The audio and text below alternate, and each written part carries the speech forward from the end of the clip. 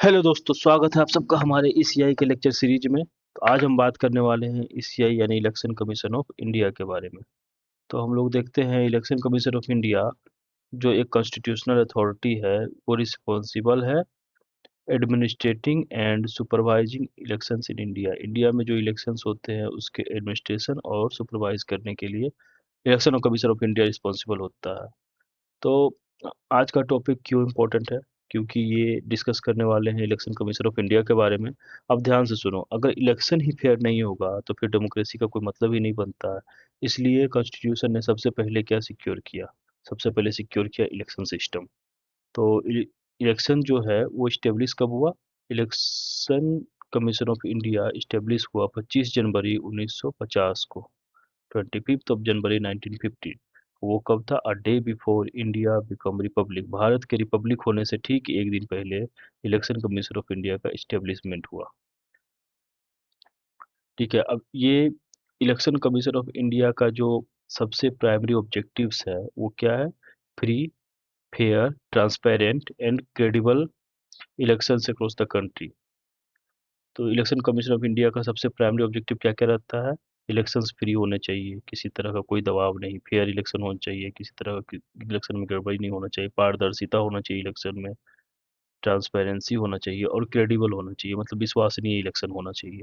ठीक है, अब इलेक्शन कमीशन का काम क्या है? क्या क्या कौन कौन सा इलेक्शन इलेक्शन कमीशन कंडक्ट कराता है? तो लोकसभा का इलेक्शन, राज्यसभा का election, state legislative assembly and councils के इलेक्शंस, प्रेसिडेंट ऑफ इंडिया का election, vice president of India का इलेक्शन।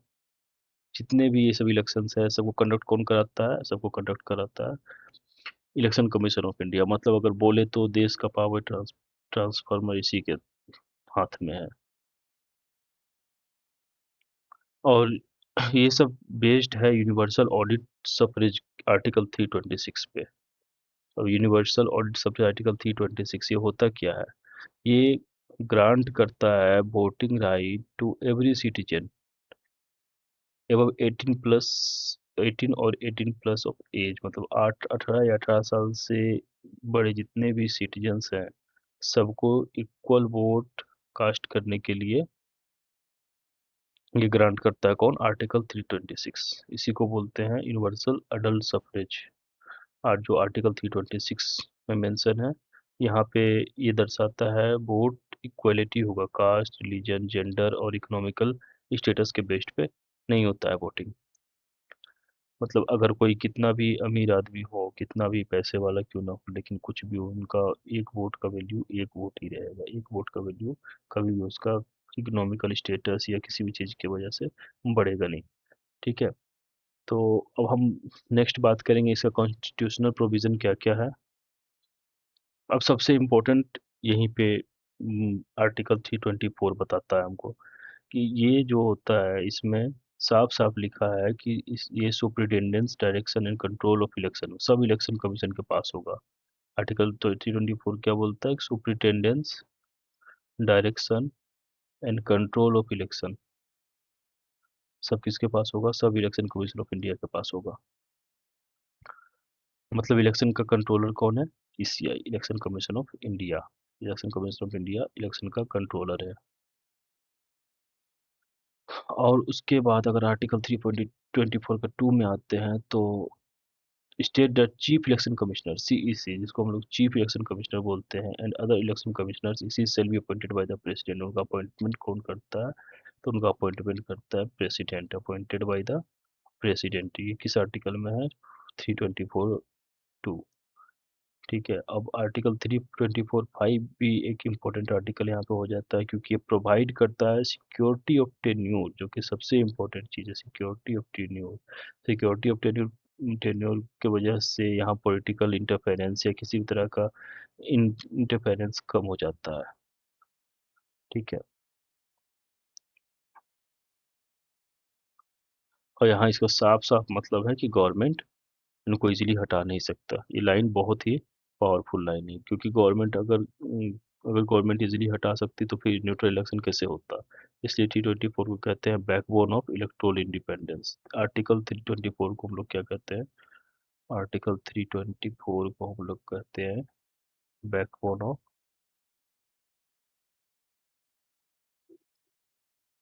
Electoral independence.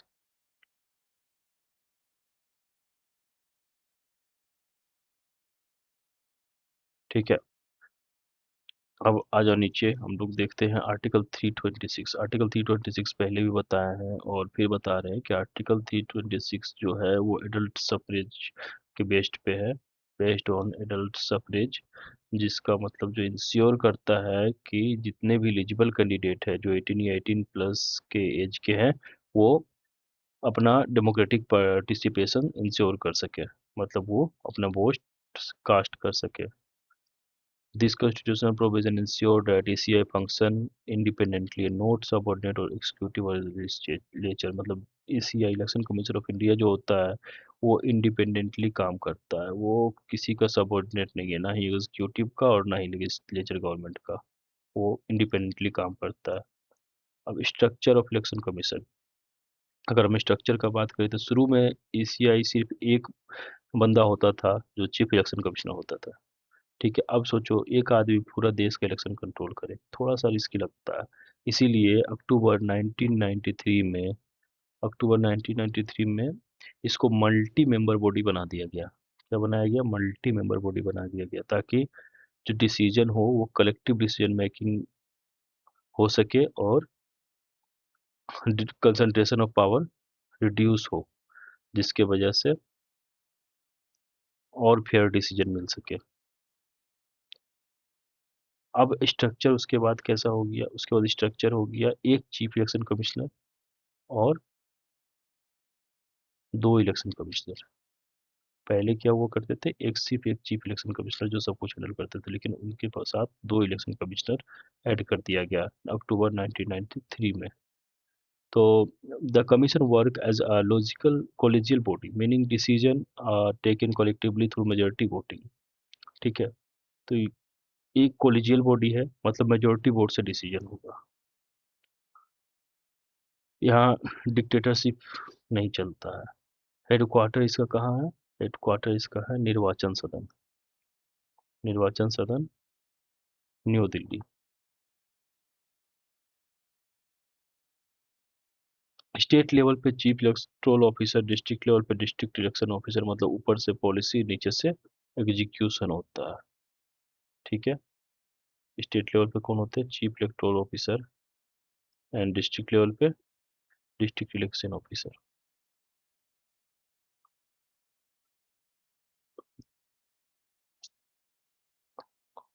अगर हम इसका कंपोजिशन का बात करें तो इक्वल पावर सिस्टम के बारे में बताता है कंपोजिशन। तो चीफ इलेक्शन कमिश्नर जो हमारे अभी हैं वो हैं श्री ज्ञानेश कुमार जी। श्री ज्ञानेश कुमार हमारे चीफ इलेक्शन कमिश्नर हैं। ठीक है, इलेक्शन कमिश्नर का बात करें तो हमारे इलेक्शन कमिश्नर है डॉक्टर सुखवीर सिंह संधू और डॉक्टर विवेक जोशी। दो इलेक्शन कमिश्नर है और एक चीफ इलेक्शन कमिश्नर है। तो इसमें कोई भेदभाव नहीं होता है। All three members enjoy equal decision making power. इनके पास इक्वल डिसीजन मेकिंग पावर होता है, मतलब किसी का भी पावर एक दूसरे से कम नहीं है। इनका सैलरी भी इक्वल रहता है, स्टेटस भी इक्वल रहता है, और सैलरी रहता है कितना? तो इनका सैलरी होता है इक्विवेलेंट टू सुप्रीम कोर्ट जजेस, मतलब सुप्रीम कोर्ट के जो जज हैं उनके बराबर का salary election commission of India के चेयरमैन और इलेक्शन कमीशन ऑफ इंडिया के कमिश्नर्स और चीफ कमिश्नर्स का होता है। तो इनका जो डिसीजन मेकिंग होता है वो कलेक्टिव होता है, collective responsibility in decision making. ठीक है, this equality prevent dominance by single authority ensure institutional balance. ये इंस्टीट्यूशनल बैलेंस के लिए बहुत ही ज़्यादा जरूरी है, क्योंकि ये सिंगल अथॉरिटी का डोमिनेंस से प्रिवेंट करता है इलेक्शंस को।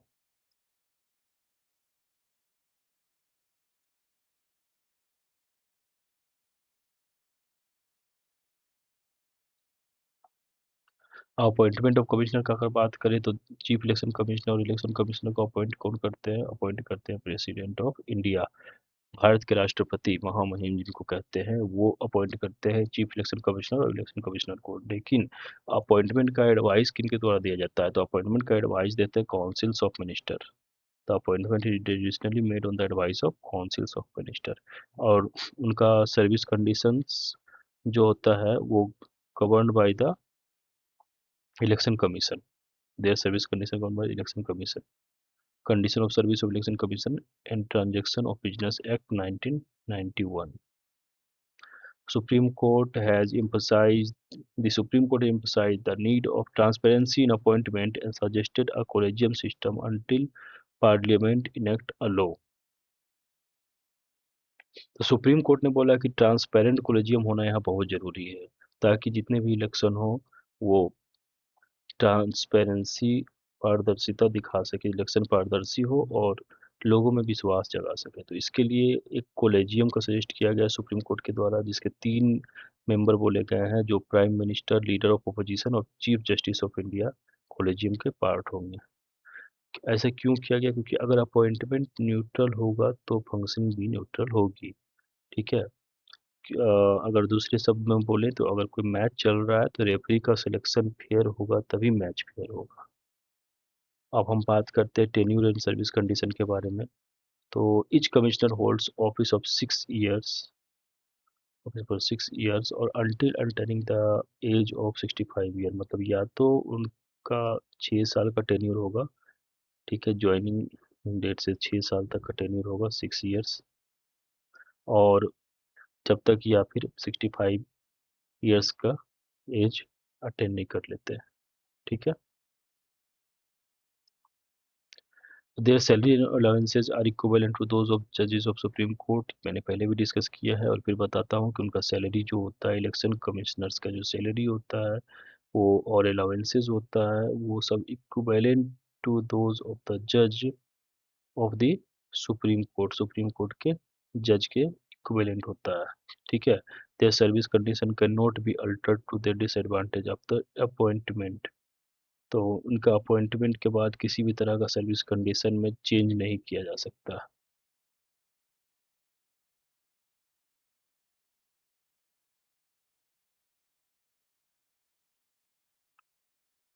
ठीक है। मतलब गवर्नमेंट बाद में रूल्स चेंज करके प्रेशर नहीं बना सकता है। अब हम अगर रिमूवल और रेजिग्नेशन का बात करते हैं तो यहीं पे असली सिक्योरिटी मिलता है।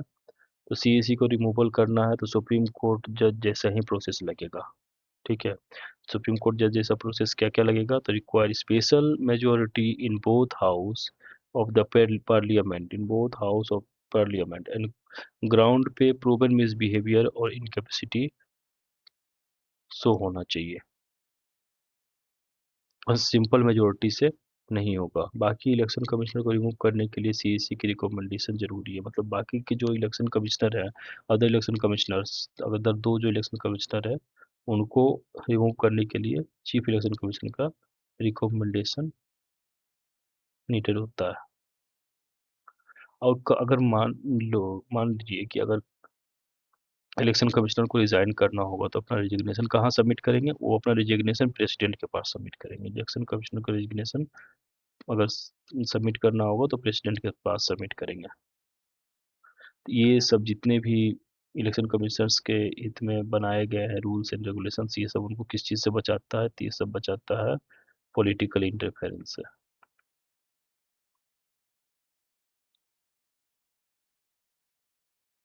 ठीक है। अब पावर का बात करते हैं इलेक्शन कमिश्नर का। तो अगर हम पावर का बात करें तो यहाँ पे एडमिनिस्ट्रेटिव पावर सबसे पहले आता है। तो एडमिनिस्ट्रेटिव पावर क्या होता है कि इलेक्शन शेड्यूल डिसाइड करता है, डिटरमाइन इलेक्शन शेड्यूल डिसाइड करता है। उसके बाद पोलिंग स्टाफ अपॉइंट करेगा, उसके बाद सिक्योरिटी फोर्स डिप्लॉय करेगा और फिर पोलिंग स्टेशन मैनेज करेगा। मतलब इलेक्शन का पूरा मैनेजमेंट इसी ईसीआई के हाथ में ही रहता है यहाँ पे। ठीक है। एडवाइजरी पावर का बात करें तो प्रेसिडेंट और गवर्नर को एडवाइस करेगा एमपी एमएलए डिस्क्वालिफिकेशन केसेस में।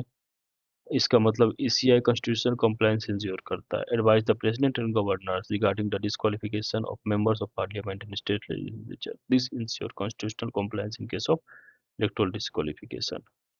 और एक इम्पोर्टेंट इसका जुडिशियल पावर होता है quasi judicial power. Quasi judicial power किसको बोलते हैं? Settle dispute related to the recognition of political parties, मतलब पॉलिटिकल पार्टी रिकॉग्निशन से जो भी डिस्प्यूट है उसको सेटल करता है। Allocate and reserve election symbol, और इलेक्शन सिंबल का एलोकेशन करता है। तो ये सेंसिटिव एरिया है, अगर सिंबल पे डिस्प्यूट हो गया तो पूरा पॉलिटिकल करियर इफेक्ट हो सकता है, इसीलिए यहाँ पे ये बहुत ही इंपॉर्टेंट पावर है इलेक्शन कमीशन के हाथ में। ठीक है, उसके बाद रेगुलेटरी पावर का बात करें तो enforce the model code of conduct, model code of conduct enforce करेगा, कैंपेन एक्सपेंडिचर मॉनिटर करेगा और कैंपेन गाइडलाइंस इशू करता है। This ensure level playing field among the political parties. अब डिसिप्लिनरी पावर भी एक बहुत ही इंपॉर्टेंट पावर है जो कि इलेक्शन कमीशन के हाथ में होता है। तो डिसिप्लिनरी पावर में क्या होता है कि ऑफिसर गलत काम करता है तो ट्रांसफर या सस्पेंड कर सकता है, मतलब कि ट्रांसफर, सस्पेंड और take action against officer involve in the election duty of misconduct is found. कोई भी ऑफिसर अगर स्टेट लेवल पे या फिर कोई भी ऑफिसर अगर डिस्ट्रिक्ट लेवल पे किसी भी तरह का मिसकंडक्ट या मिस मैनेजमेंट या किसी तरह का मिस कंडक्ट में इन्वॉल्व हो तो उनको ये सस्पेंड कर सकता है या फिर ट्रांसफर कर सकता है। इलेक्शन के टाइम पे एडमिनिस्ट्रेशन मशीनरी न्यूट्रल रहता है। फंक्शन ऑफ एसीआई, अब फंक्शन क्या है? इलेक्शन कंडक्ट कराना। सबसे पहला इलेक्शन कमीशन ऑफ इंडिया है तो इसका फंक्शन सबसे पहले क्या है? इलेक्शन कंडक्ट कराना, इलेक्टोरल रोल प्रिपेयर और रिवाइज करना, prepare and revise electoral roll through continuous updating and special intensive revision. SIR पे भी काफ़ी हंगामा हो रहा है। एसआईआर का मतलब होता है special intensive revision. Political party को रजिस्टर कराना और ग्रांट करना। फिर एसबी प्रोग्राम, एक प्रोग्राम है systematic voters education and electoral participation, तो इसको प्रमोट करना। Monitor campaign spending to ensure transparency, campaign को मॉनिटर करना और ट्रांसपेरेंसी, पारदर्शिता को इंश्योर करना। ठीक है, अब इम्पोर्टेंट केस और लॉज जो भी इलेक्शन कमीशन के जुडिशरी को स्ट्रॉन्ग बनाने के लिए आया है, तो टीएनसीएस वर्सेस यूनियन ऑफ इंडिया 1995 में held that all election commissioners have equal power. ये बोलता है कि जितने भी इलेक्शन कमिश्नर्स हैं सबके पास इक्वल पावर्स है। Union of India versus association of democratic reform 2002 made it mandatory for candidate to disclose criminal, financial and educational detail. ठीक है, मतलब अगर ये जो union of India versus association of democratic reform आया था 2002 में, ये मैंडेटरी कर दिया है कि जो भी कैंडिडेट इलेक्शन में पार्टिसिपेट करेंगे उनको डिस्क्लोज करना होगा क्रिमिनल, फाइनेंशियल और एजुकेशनल डिटेल अपना।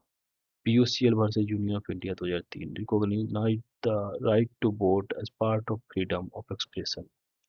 एसी जोस वर्सेस सिवान पिल्लई 1984 में affirmed the plenary powers of the ECI under article 324। Article 324 के अंदर ECI के पास प्लेनरी पावर है। ये जजमेंट ECI की अथॉरिटी को और मजबूत करता है। अब टेक्नोलॉजी इंटीग्रेशन, क्योंकि टेक्नोलॉजी आजकल के टाइम में बहुत ज़रूरी है, तो इलेक्शन कमीशन किस किस टेक्नोलॉजी पे काम कर रहा है? तो सबसे पहले इलेक्ट्रॉनिक वोटिंग मशीन, ईवीएम, ये रिड्यूस करता है ह्यूमन एरर को और काउंटिंग इसमें फास्ट होता है। ठीक है, उसके बाद वीवीपैट वे voter verified paper audit trail, ये प्रोवाइड करता है पेपर वेरिफिकेशन को और पारदर्शिता को, ट्रांसपेरेंसी को। सी विजिल ऐप, इस ये एम जितने भी enable citizen to report MCC violation, किसी तरह का वायलेशंस होता है अगर तो उसमें ये रिपोर्ट करता है। NVSP portal and ERONET portal, ये facilitate online voter registration and roll management. ठीक है, Suvidha portal allow candidate to apply for the campaign permission. और Garuda app both used by booth level officer for digital verification. Garuda app जो होते हैं वो BLO, booth level officer जो होते हैं उनके द्वारा यूज किया जाता है वेरिफिकेशन करने के लिए। तो technology has improve efficiency, transparency and speed in elections.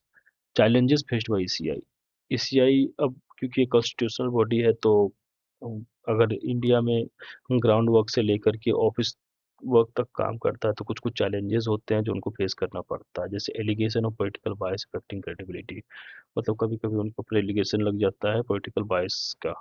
उसके बाद होता है वोटर एक्सक्लूजन कंट्रोवर्सीज, मतलब voter exclusion during electoral roll revision और excessive election expenditure and opaque political funding, मतलब हाई इलेक्शन एक्सपेंडिचर का भी कभी कभी ध्यान रखना पड़ता है, तो इसमें भी कभी कभी चैलेंजेस फेस करना पड़ता है।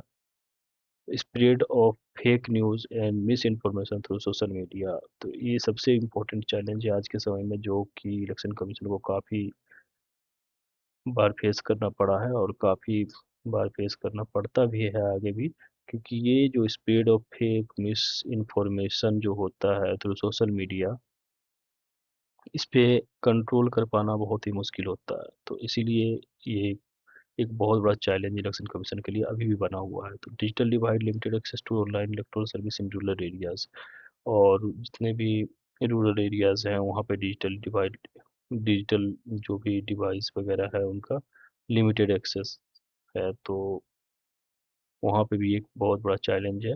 This challenges require institutional reform and stronger regulatory framework. ठीक है, अब हम आगे चलते हैं, तो सिस्टम को और स्ट्रॉन्ग कैसे करें। तो establish a transparent collegium system for appointment, transparent collegium system जो क्या कहता है स्टेब्लिश होना चाहिए। और provide security backing for MCC, model code of conduct, मतलब एमसीसी को सिक्योरिटी बैकिंग प्रोवाइड होना चाहिए। पॉलिटिकल फंडिंग का ट्रांसपेरेंसी, तो पॉलिटिकल फंडिंग का ट्रांसपेरेंसी बहुत इंपॉर्टेंट है। Use AI based tool to detect misinformation, misinformation को हैंडल करने के लिए एआई बेस्ड टूल का यूज़ करना इलेक्शन कमीशन के लिए सबसे अभी के टाइम में एक सेफ गार्ड स्टेप हो सकते हैं। और expand voter awareness campaign in marginalised communities, marginalised community में जितने भी अवेयरनेस है वोटर वोटर कैंपेन के बारे में, उनको फैलाना। इंस्टीट्यूशन स्ट्रांग रहेगा तो डेमोक्रेसी भी स्ट्रांग रहेगी। अब सिग्निफिकेंस ऑफ ईसीआई का बात करें तो ensure democratic legitimacy by conducting credible election, protect citizen right to vote, facilitate peaceful transfer of political power, strengthen parliamentary and democracy, and recognize global as one of the largest and most efficient electoral management body। मतलब election commission is the guardian of Indian electoral system इसको कह सकते हैं, क्योंकि ये democratic लिगिटिमेसी को ensure करता है, राइट टू वोट को प्रोटेक्ट करता है, पीसफुल ट्रांसफर ऑफ पावर्स को पीसफुली ट्रांसफर करता है, पार्लियामेंट्री डेमोक्रेसी स्टेबलाइज करता है। बस बच्चों, अगर आपको पूरा फ्रेमवर्क याद हो गया, article 324, structure, appointment, tenure, removal of power, function और चैलेंजेस, तो पॉलिटी का एक बड़ा पार्ट आपका क्लियर हो चुका है। तो अगर चाहो तो मैं इसका नेक्स्ट पार्ट में और भी गवर्नमेंट ऑफिशियल्स या कॉन्स्टिट्यूशनल बॉडीज़ के बारे में वीडियो बना सकता हूँ। तो इसके लिए आपको करना क्या है, आपको लाइक, सब्सक्राइब और शेयर करना होगा। चलिए, जय हिंद, वंदे मातरम।